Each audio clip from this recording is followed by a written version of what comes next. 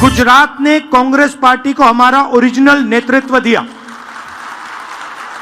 और उस नेतृत्व ने हमें सोचने का तरीका, लड़ने का तरीका, जीने का तरीका दिया।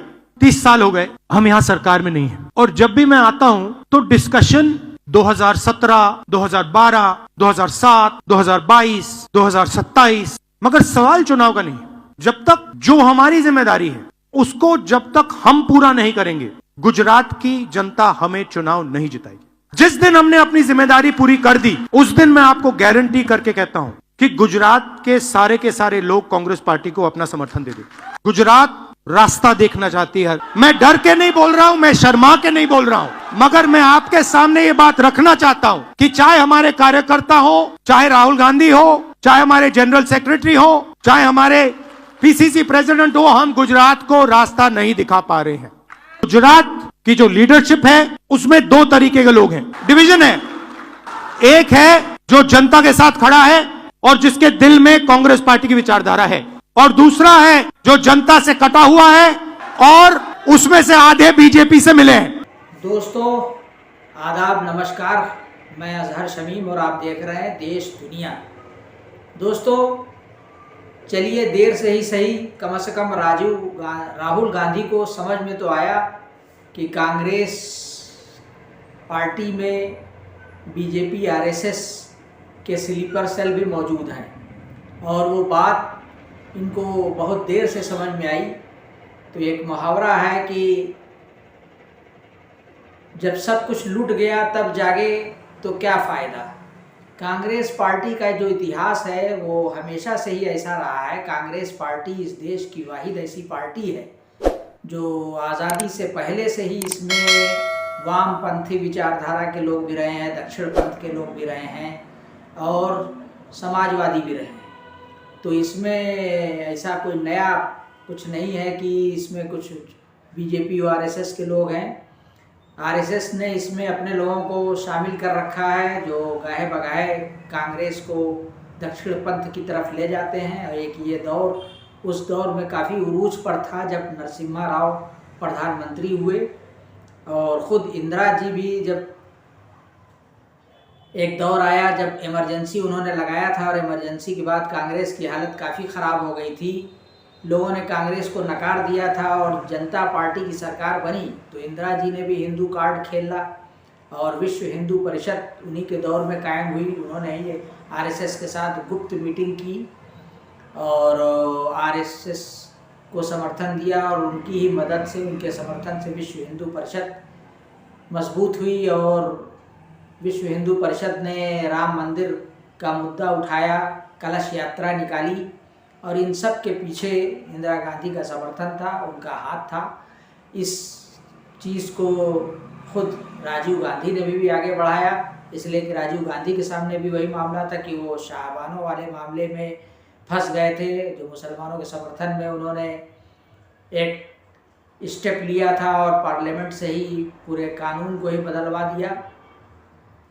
शाहबानो मामले में जो मुस्लिम पर्सनल लॉ बोर्ड ने आंदोलन चलाया, उसके दबाव में राजीव गांधी आए तो उन्होंने फैसले को ही पलटवा दिया। तो अब इससे उनका हिंदू वोट बैंक नाराज़ हो गया।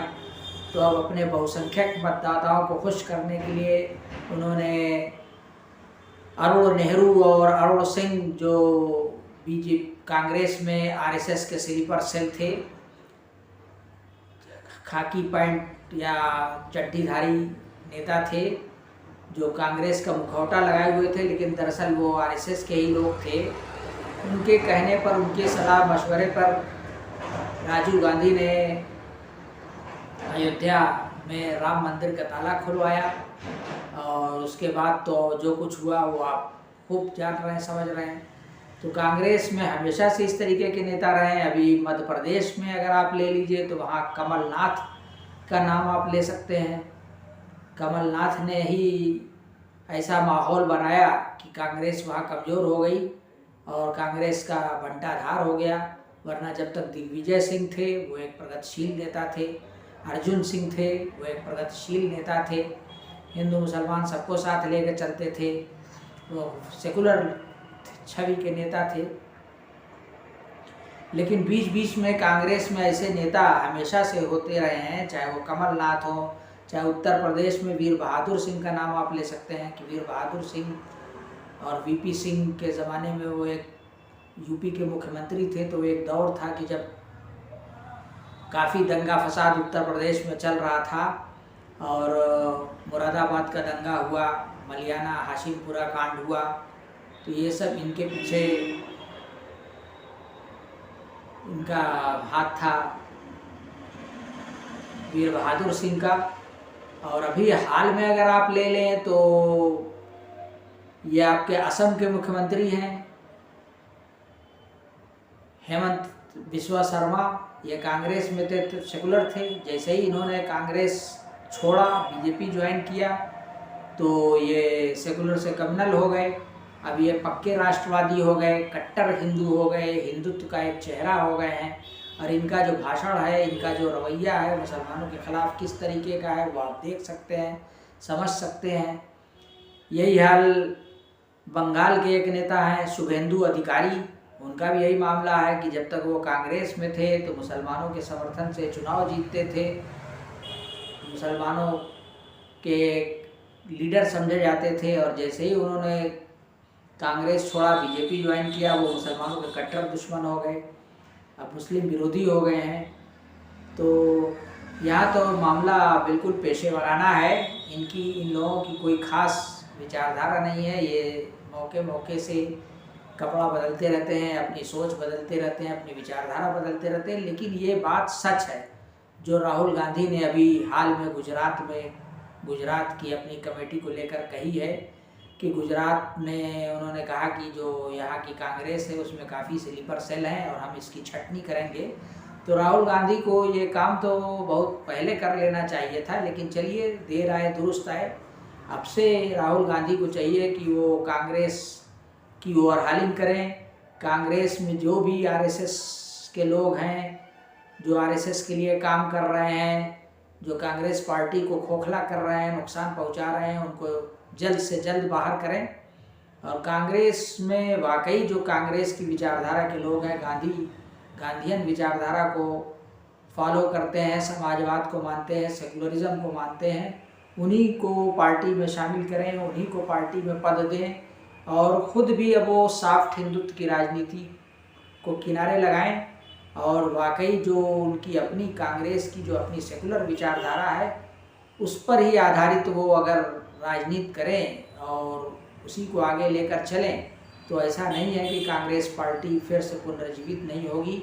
और कांग्रेस के जो पुराने वोटर्स थे, चाहे वो दलित हो चाहे मुस्लिम हो, जिसके पीछे कांग्रेस खड़ी रहती थी, कांग्रेस उनके लिए आवाज़ उठाती थी, उनकी मदद करती थी, उनको भी साथ लेकर चलती थी। अगर फिर से कांग्रेस अपने पुराने रूप में लौट आए और वो अपने सेकुलर स्वरूप में सामने आ जाए, तो ऐसा फिर कुछ नहीं है कि ये मुस्लिम वोटर और दलित वोटर फिर से वापस कांग्रेस में ना आए और कांग्रेस दोबारा से मजबूत ना हो। तो दोस्तों, आपकी क्या राय है? आप भी इस पर अपने विचार साझा कर सकते हैं। और आप देख रहे थे देश दुनिया। आपसे उम्मीद है कि आप इसको ज़्यादा से ज़्यादा लाइक करेंगे, शेयर करेंगे। पहली बार अगर देख रहे हैं तो सब्सक्राइब ज़रूर करेंगे और आप भी बताएंगे कि क्या वाकई कांग्रेस सेकुलर है या कम्युनल है, या कांग्रेस के अंदर आपकी नज़र में कौन कौन कम्युनल लीडर हैं। आप उनको कमेंट बॉक्स में उनका नाम आप ले सकते हैं, बता सकते हैं और अपनी राय दे सकते हैं। शुक्रिया।